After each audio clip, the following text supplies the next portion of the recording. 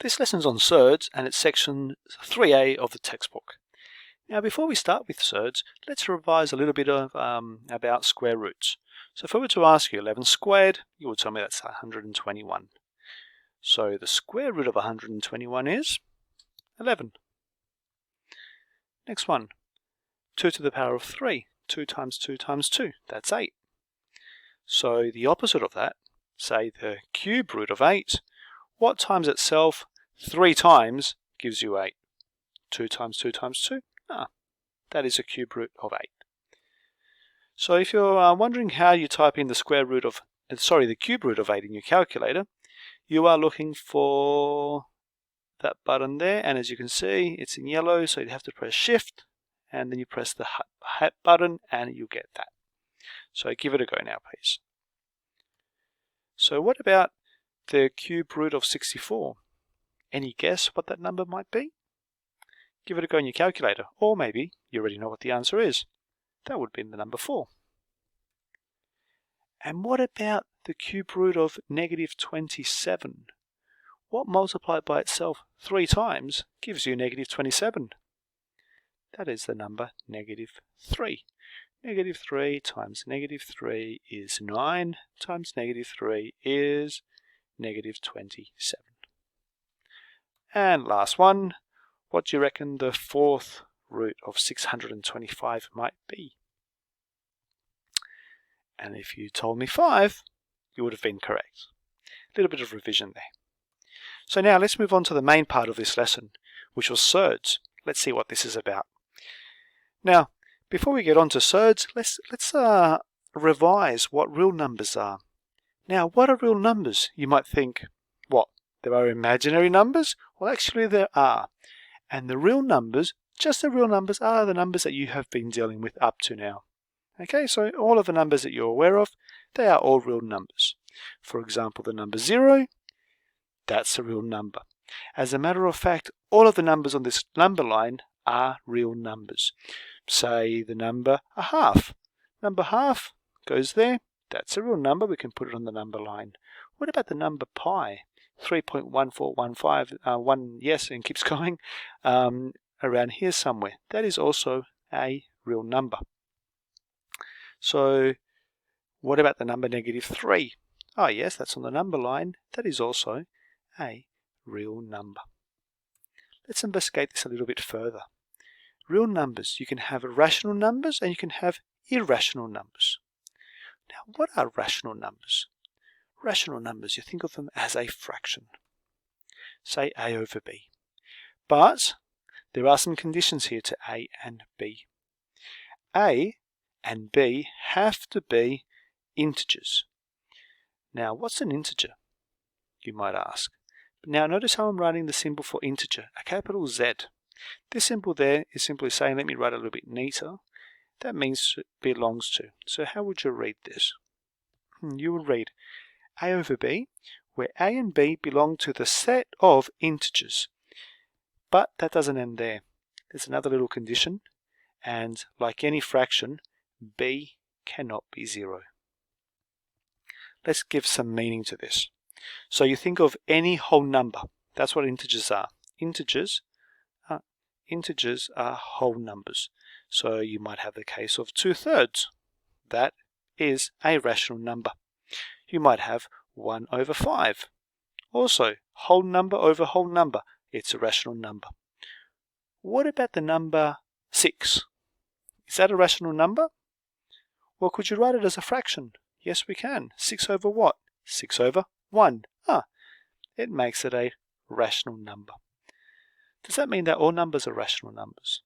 Well, no. So if I gave you square root 2 over 5, square root 2 is not an integer, which means that this number is not rational. It would be down here irrational, and we'll investigate what that means a little bit further. A little bit later. So let's continue here. Our fractions, they can either be terminating or recurring. So a little bit of our revision here. You've done this before. Terminating fractions, for example, say 1 over 2. It terminates at 5 there. Let's say you have another fraction. Let's make it 3/4. That is 0.75. That terminates. It stops there. What about an integer? Say the number 6. 6. That stopped there. That is also a terminating rational number. So the recurring numbers are, for example, say 2/3, where it becomes 0.666666 forever. That's a recurring. So there's a pattern there. You might have, say, the number, let me have a look at my calculator, for example, say the number 7/11.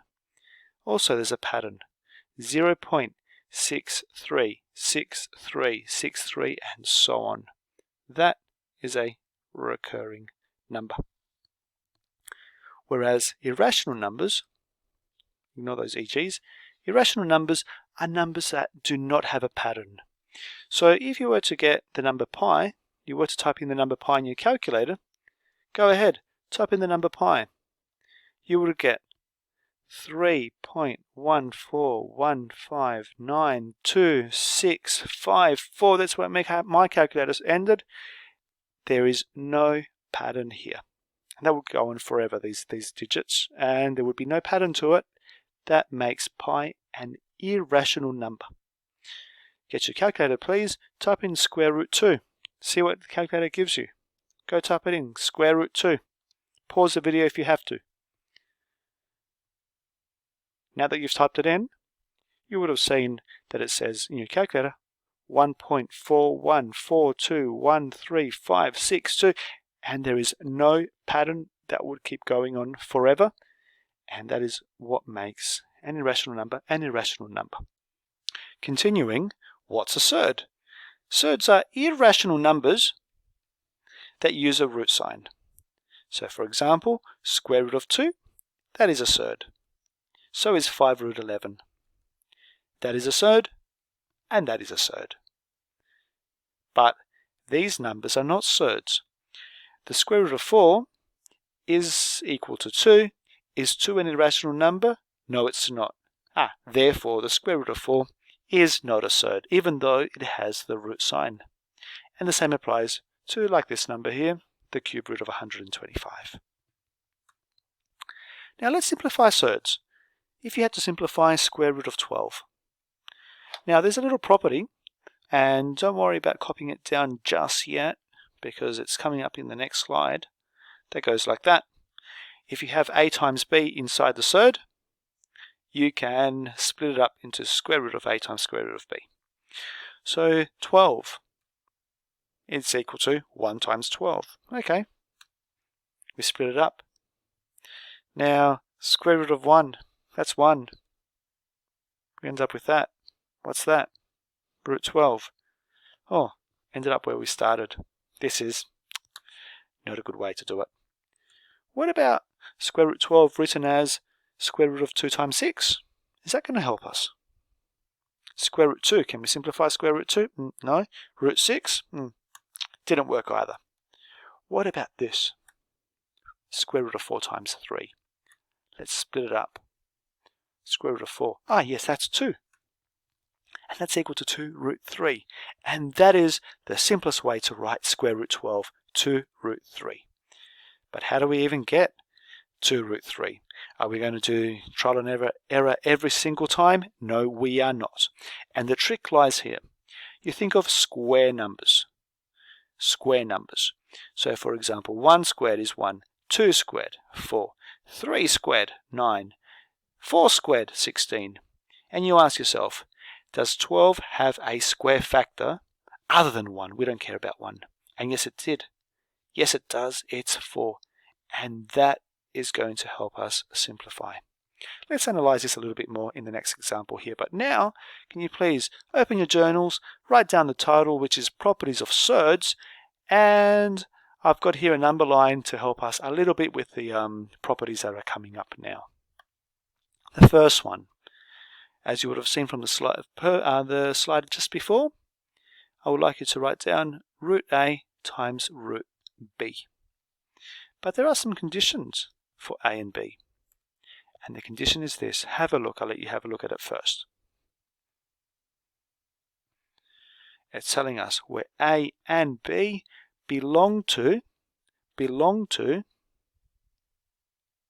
the set of real numbers, but there's a condition to it. If there was no condition here, that would be like saying, it can be anywhere here. But there's a condition. And the condition is telling us that it's the real numbers that are greater than or equal to 0. This is like saying that they are positive and also could also be 0. So if I had to represent that on my number line, it'd be like saying A and B have to be either 0 or any of these values there. They cannot be any of those. Next one. Another one I'd like you to write down in your journal is, whenever you have square root of A over B, you can write it as square root of A over square root of B. You can break it up like that. Conditions. A has to be greater than or equal to 0. So A, the condition is that is anywhere on this side there. Anywhere. It can be 0 or it can be a positive number. But if B is in the denominator, do you reckon B could be 0? What's the square root of 0? 0. Or can a fraction be over 0? No, it cannot. So the other condition is that B must be positive. It must be greater than 0. So now B can't be 0. It can be anything on this side except 0.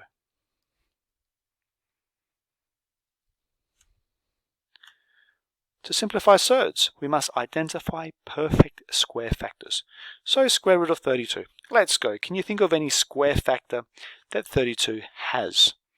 So it does have a number of square factors. It has 16 as a square factor. It has 4 as a square factor.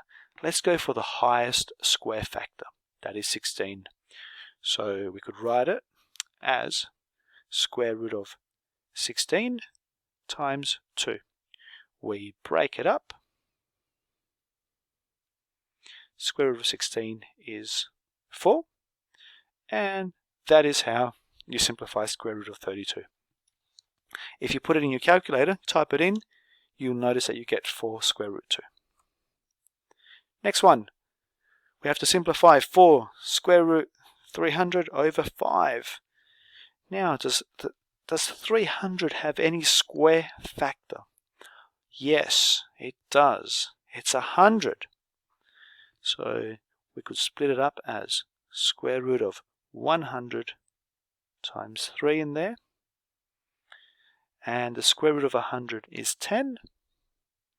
So I could write it like this. Or I can simply have written down 4 times 10 times root 3 over 5. I'm running out of space here. Can we simplify here? Yes, we can. We divide 5 and 10 by 5.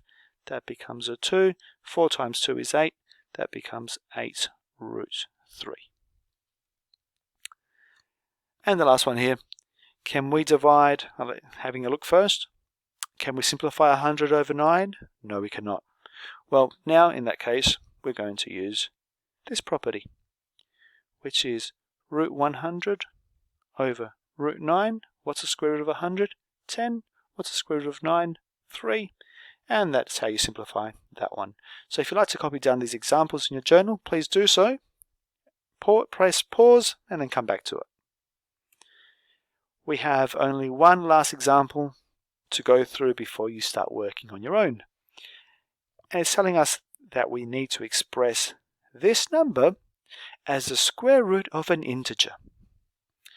In order to do that, how would you write the number 5 as a square root of something? Simple. The number 5 is the square root of 5 squared, which is 25, times the square root of 2. Let me put a little times in between them. In other words, we have the square root of 25 times the square root of 2. And from before, if you have square root of A times square root B, that gives you this. Well, let's use that property. We put 1 square root sign. We have 25 times 2, which gives us square root of 50. Now, is there a quicker way to do this? Of course there's a quicker way, and it goes like this. If you would like to put the 5 inside the square root, you go straight forward and you do this. You write down the square root, and to put it inside there, you write down 5 squared, like that. And 5 squared is 25 times 2, square root 50, and you're done. So these are the questions I'd like you to do, please. Notice that you are not required to do every single question from this section. From questions 5 to 8, do what we call the odd ones. In other words, you do A, C, E, and so on. When you get to 10, and between 10 and 12, only do one question from each one. You pick the one that you like to do.